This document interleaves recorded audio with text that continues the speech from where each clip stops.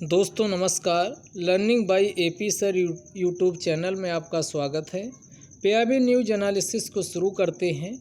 तो सबसे पहले जो इम्पॉर्टेंट एग्ज़ाम की दृष्टि से न्यूज है वो MOSPI, इसी को क्या बोलते हैं, MoSPI, ministry of statistics and programme implementation कहा जाता है। और ये दो चीज़ों से मिलके बना होता है। एक आपका CSO होता है और दूसरा NSSO होता है। तो दो से मिलके बना होता CSO और NSSO। जो दूसरा वाला यहाँ हमने लिखा है NSSO, इसी के द्वारा एक सर्वे कंडक्ट किया गया है। और ये सर्वे कहाँ कंडक्ट किया गया, तो ये सर्वे दोस्तों रूरल हाउस होल्ड में कंडक्ट किया गया है। और इसमें कुछ पॉइंट बहुत इम्पॉर्टेंट हैं। तो जो ये आपका rural house hold survey conduct किया गया, इस रूरल हाउस होल्ड कंडक्ट में ये किस क्रम का है, तो ये 77 का है। मेंस में जहाँ ज़रूरत हो वहाँ इस डेटा का जो अब हम बताने जा रहे हैं उसका आप इस्तेमाल कर सकते हैं। तो NSSO के 77वें नंबर के सर्वे में बताया गया कि जो एग्रीकल्चरल हाउस होल्ड्स हैं, एग्रीकल्चरल यानी कृषि पर ऐसे परिवार जो कृषि पर निर्भर हैं, उनमें से 50.2% कर्ज में डूबे हुए हैं। ग्रामीण क्षेत्रों के ऐसे परिवार जो कृषि पर निर्भर हैं, उनमें से 50.2% इंडेटेड, यहाँ लिखा हुआ है कर्ज में डूबे हुए हैं। और जो कर्ज बकाया प्रति एग्रीकल्चरल हाउस होल्ड है वो कितना है, तो यहाँ देखिएगा 74,121 रुपये। 74,121 रुपये कर्ज बकाया है प्रति एग्रीकल्चरल हाउस होल्ड के हिसाब से लोन बकाया है 74,121 रुपये। ये आप देख लीजिए। तो ये इसके अलावा इसी में अन्य कहा गया कि भारत में किस फसल का कितना प्रोडक्शन किया जाता है। तो सबसे पहले इसमें आप इस वाले डेटा को देखिए कि यहाँ ये जुलाई 2018 से दिसंबर 2018 का, यानी कि ये कौन सी सीज़न आप इसमें इसको कौन सी, तो ये आपकी शीत ऋतु की यहाँ बात हो रही है। किसकी? शीत ऋतु की बात हो रही है। तो यहाँ अगर शीत ऋतु की बात करते हैं तो यहाँ पर जो पैडी धान का उत्पादन होता है, ये टोटल का देख लीजिए 53.2% है।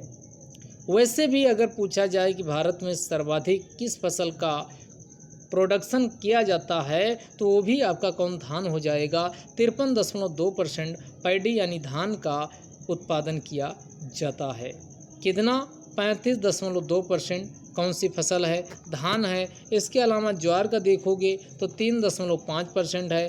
बाजरा ज्वार से ज़्यादा है, 8.3% है। उसके बाद मक्का का 11.3% है। तो मक्का 11.3, और इससे आप कितना घटा दीजिए, 3 घटा दीजिए, तो मक्का के बाद आपका कौन? बाजरा आ जाएगा। तो मक्का, बाजरा, और उसके बाद फिर आपका इसमें देख लीजिए ज्वार। तो 11.3%, उसके बाद 8.3%, उसके बाद फिर आपका ज्वार 3.5% का प्रोडक्शन जुलाई 2018 से दिसंबर 2018 के बीच किया गया है। तो इनका कई बार स्टेटमेंट एलिमिनेशन में आपको मदद इनकी सहायता से मिलती है, कई बार सीधे क्वेश्चन पूछा जाता है। तो अगर आपका धान, अब यहाँ इनका 3 ऐसे आप ऑर्डर याद रख सकते हैं। नंबर 1 पे कौन है? मक्का, और मक्का के बाद फिर इसमें क्या आ जाएगा, अगर मोटे अनाजों में ले बाजरा, और बाजरा के बाद फिर क्या आ जाएगा? ज्वार। तो मक्का का कितना है, तो मक्का का हमने दोस्तों बताया कि 11 यहाँ देखिए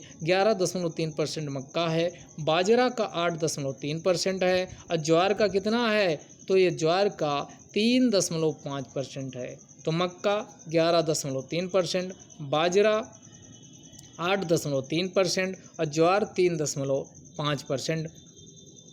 जुलाई 2018 से दिसंबर 2018 के बीच इसका इतने % के रूप में प्रोडक्शन हुआ है।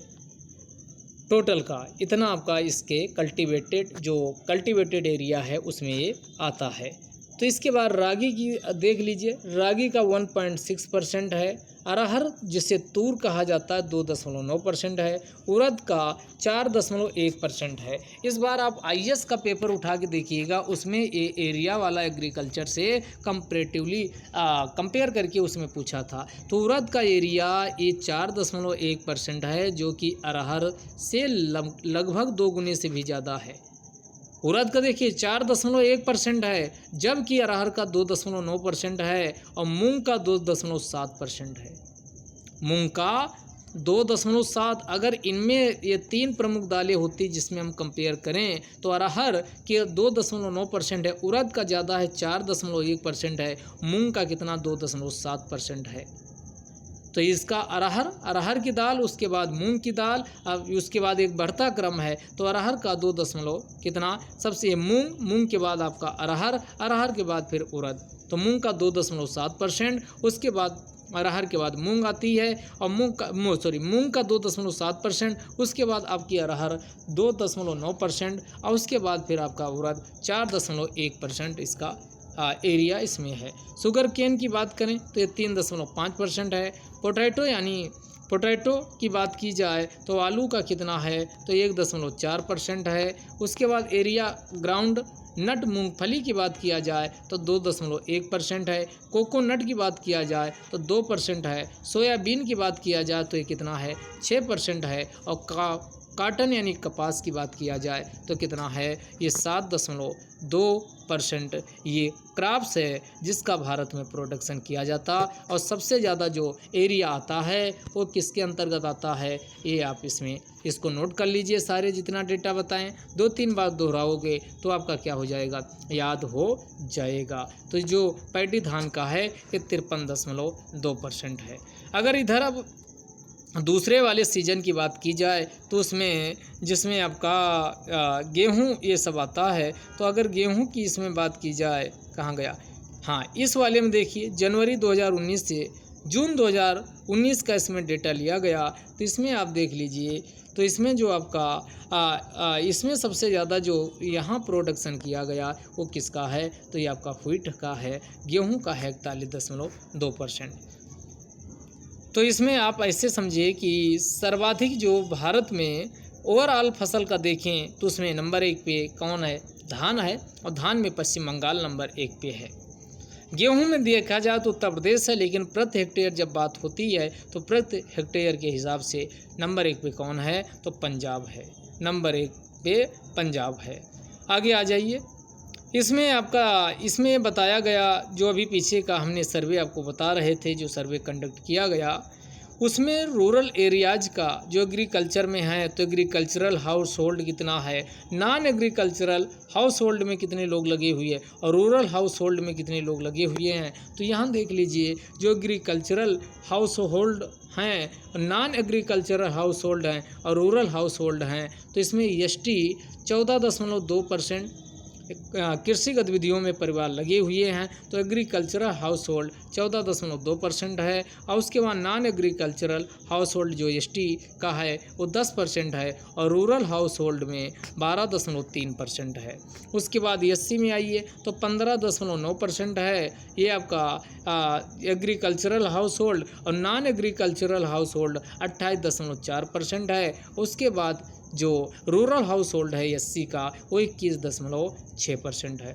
ओबीसी की बात किया जाए तो जो एग्रीकल्चरल हाउस होल्ड है वो 45.8% है और जो नॉन एग्रीकल्चरल हाउस होल्ड है 42.8% है। और रूरल हाउस होल्ड जो कृषि कार्यों में लगा हुआ है वो आपका कितना है, वो रूरल हाउस होल्ड जो है ओबीसी का वो आपका 44.4% है। बाकी में जो अन्य हैं उसमें ये तीनों को हटा दीजिए तो 21.1% ये एग्रीकल्चरल हाउस होल्ड का है, 18.8% नॉन एग्रीकल्चरल हाउस होल्ड का है और 21.7% ये रूरल हाउस होल्ड का है। अब ये थी। अब उसके बाद अगली न्यूज़ जो आपके लिए इम्पॉर्टेंट है, ये नेशनल मिनरल डेवलपमेंट कॉरपोरेशन जिससे शॉर्टकट में NMDC के नाम से जाना जाता है, नेशनल मिनरल डेवलपमेंट कॉरपोरेशन। और इसका गठन ये किस मंत्रालय के अंतर्गत आता है? तो इस्पात मंत्रालय या मिनिस्ट्री ऑफ स्टील के अंतर्गत आता है। इसके द्वारा एक ग्लोबल ग्रेस कैंसर रन 2021 का शुभारंभ किया गया। तो क्वेश्चन ये पूछेगा कि ग्लोबल ग्रेस कैंसर रन 2021 का जो लॉन्च किया गया, आयोजन किया जा रहा है, ये किसके द्वारा इसका शुभारंभ किया गया? तो ये मिनिस्ट्री ऑफ स्टील, और मिनिस्ट्री ऑफ स्टील में भी नेशनल मिनरल डेवलपमेंट कॉरपोरेशन के द्वारा। और इसे कहाँ से? तो इसे हैदराबाद से लॉन्च किया गया है। तेलंगाना के जो CM गवर्नर हैं इस समय, जिनका नाम है क्या? तो यहाँ आपको लिखा है तमिलिसई सुंदर राजन के द्वारा। ये तेलंगाना के जो इस समय तेलंगाना और पुडुचेरी के क्या हैं, यानी तेलंगाना के गवर्नर व पुडुचेरी के LG लेफ्टिनेंट गवर्नर हैं, उनके द्वारा इसका शुभारंभ किया गया है। इसमें क्या किया जाएगा? यानी जो नेशनल मिनरल डेवलपमेंट कॉरपोरेशन है, यह जो कैंसर के बारे में जागरूकता, इसके अंतर्गत यानी जागरूकता चलाने का अभियान चलाया जाएगा। ये हैदराबाद से इसका शुभारंभ किया गया है, तो ध्यान रखिएगा, क्वेश्चन पूछा जा सकता है। आगे इसमें देखते हैं अटल इनोवेशन मिशन। तो सबसे पहले तो यही जान लीजिए, अटल इनोवेशन मिशन जो है ये किसके द्वारा शुरू किया गया? तो जो नीति आयोग है, ये नीति आयोग के अंतर्गत इसका शुभारंभ किया गया है। तो इसमें नीति आयोग, अटल इनोवेशन मिशन, नीति आयोग, और नीति आयोग किसकी सहायता से? इसरो यानी इंडियन स्पेस रिसर्च ऑर्गेनाइजेशन व CBSE, जिसे central board of secondary education कहा जाता है, उसके द्वारा क्या किया गया? ATL स्पेस चैलेंज 2021 को लॉन्च किया गया है। तो क्वेश्चन पूछेगा कि अटल टिंकरिंग लैब स्पेस चैलेंज 2021 किसके द्वारा लॉन्च किया गया? तो अटल इनोवेशन मिशन, नीति आयोग व इसरो तथा CBSE, ये सब मिल करके अटल टिंकरिंग लैब स्पेस चैलेंज 2021 को लॉन्च किए हैं। इसका जो ये पूरे भारत में लॉन्च किया गया है, और इसमें सभी स्कूल स्टूडेंट्स को शामिल किया गया है। इसका उद्देश्य क्या है? तो इसको इस तरीके से डिजाइन किया गया है कि ताकि स्कूल स्टूडेंट, जितने भी सभी स्कूल स्टूडेंट हैं, मेंटर्स हैं, टीचर्स हैं, पूरे भारत के जो जो ये स्पेस चैलेंज है, इसमें अपने विचारों को क्या कर सकें, रख सकें, और इससे क्या होगा कि स्पेस के क्षेत्र में रिसर्च एंड डेवलपमेंट को बढ़ावा दिया जा सके।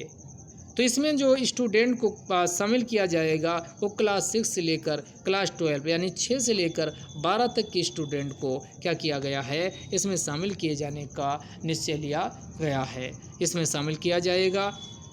इसमें इनोवेटिव, हमने पीछे भी बताया कि इनोवेटिव आइडियाज़ व रिसर्च व डेवलपमेंट को इसमें बढ़ावा दिया जाएगा, ताकि डिजिटल एज स्पेस टेक्नोलॉजी की समस्या है, जो digital age space technology problems उत्पन्न हो रही हैं, उनका समाधान किया जा सके।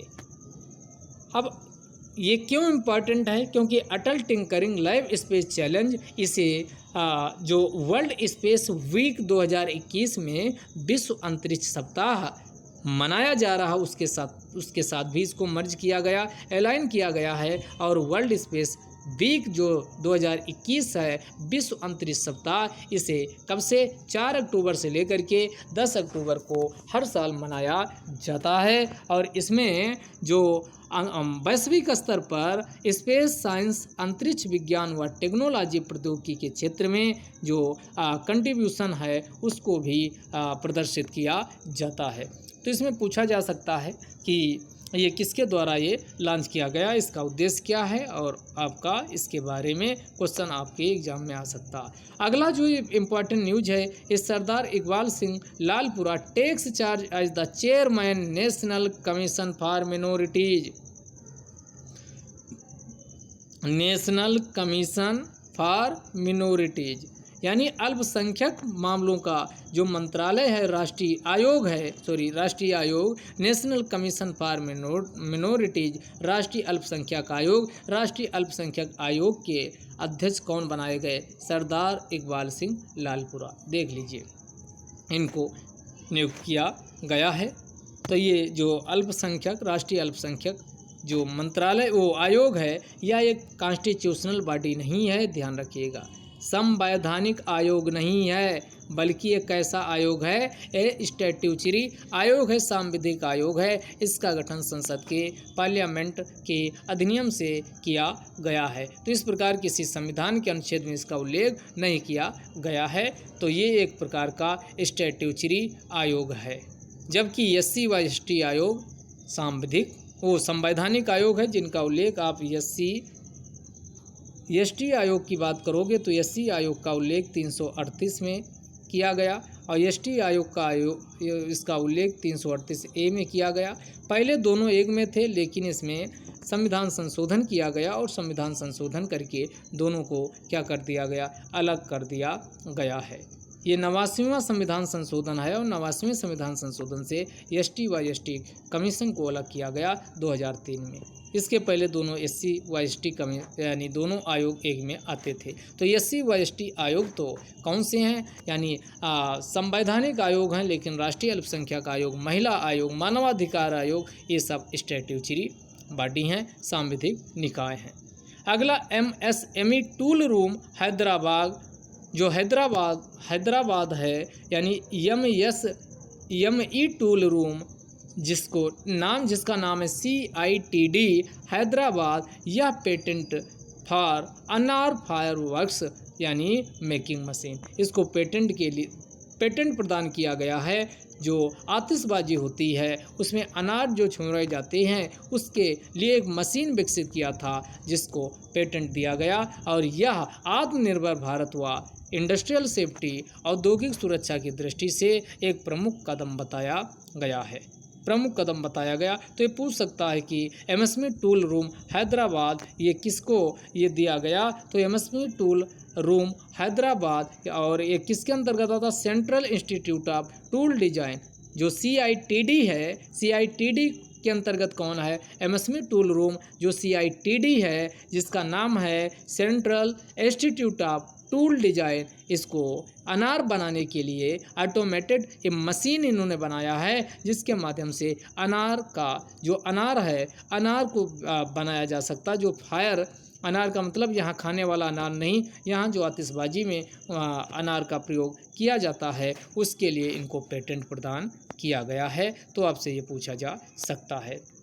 आगे देखिए, press release for closing ceremony Indo Kazakhstan joint training exercise Kazind. तो यहाँ काजिंद 2021 का आयोजन हो रहा है, तो इसका अभी ये समापन हुआ। तो ये पूछा जा सकता है कि किसके बीच, तो यहाँ KAZ से आपका कजाकिस्तान हो जाएगा और IND से इंडिया हो जाएगा। तो इंडिया व कजाकिस्तान के बीच इसका आयोजन किया गया। ये इस बार कहाँ हुआ है, तो ये ट्रेनिंग नोड आयशा बीबी कजाकिस्तान में है। तो आयशा बीबी के ट्रेनिंग नोड पर इसका इस बार का ज्वाइंट एक्सरसाइज का आयोजन इंडिया व कजाकिस्तान की आर्मी के बीच किया गया है।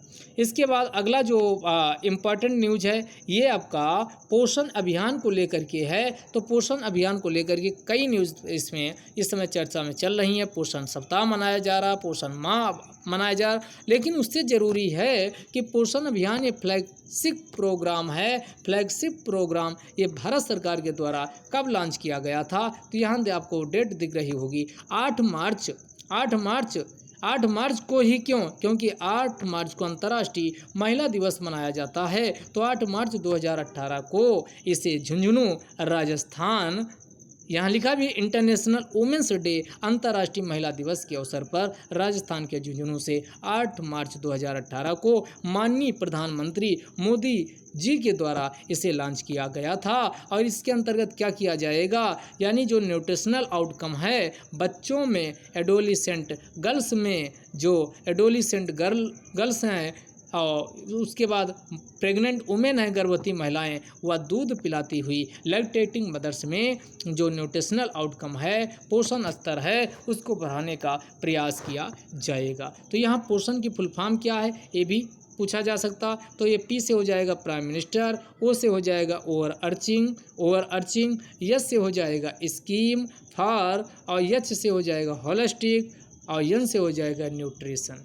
तो इसका पूछा जाए पोर्शन की फुल फॉर्म क्या है, prime minister overarching, prime minister overarching, prime minister overarching scheme for holistic nutrition. तो इसे कब, 8 मार्च 2018 को राजस्थान के झुंझुनू से माननीय पीएम मोदी जो कि प्रधानमंत्री हैं उनके द्वारा इसे लॉन्च किया गया था। इसके बाद अभी जो अगला बजट 2021-22 में एक मिशन शुरू करने की बात की गई, मिशन पोषण 2.0, मिशन पोषण 2.0, जिसके अंतर्गत इंटीग्रेटेड न्यूट्रिशन सपोर्ट प्रोग्राम चलाया जाएगा। कौन सा, तो इसमें जो इंटीग्रेटेड यानी समन्वित पोषण समर्थन कार्यक्रम चलाया जाएगा और जिससे न्यूट्रिशनल कंटेंट को पर्याप्त मात्रा में उपलब्ध कराया जा सकेगा। और उसके बाद आपका ऐसे क्षेत्र जहां पर लोगों को इम्यूनिटी व उनका पोषण स्तर कमज़ोर, उसको आइडेंटिफाई करके उन एरिया को पोषण मिशन 2.0 के अंतर्गत एक आइडेंटिफाई करके उसमें इसका शुभारंभ किया जाएगा। और आज की जो लास्ट न्यूज़ है, ये क्वेश्चन आप देखोगे तो PCS 2020 के प्रीलिम्स में पूछा गया था, उस समय इसकी बजट में अनाउंसमेंट की गई थी। क्या है, उत्तर प्रदेश का जो प्रयागराज है वहाँ पर नेशनल लॉ यूनिवर्सिटी का भी उद्घाटन किया गया। और ये उद्घाटन किसने किए हैं, रामनाथ कोविंद जो कि महामहिम राष्ट्रपति जी हैं। तो राष्ट्रपति जी रामनाथ कोविंद के द्वारा प्रयागराज में क्या, तो नेशनल लॉ यूनिवर्सिटी जो बन रहा है, नेशनल लॉ ऑफ यूनिवर्सिटी का फाउंडेशन स्टोन यानी इसका शिलान्यास किया गया। तो पूछा जा सकता है national law of university Uttar Pradesh के कहाँ स्थापित किया जा रहा है, तो ये प्रयागराज में स्थापित किया जा रहा है। तो ये क्वेश्चन आपके 2020 के PCS प्रीलिम्स में ऑलरेडी पूछा जा चुका है, फिर से पूछा जा सकता है। तो आज का डिस्कशन यही समाप्त करते हैं। जय हिंद, जय भारत।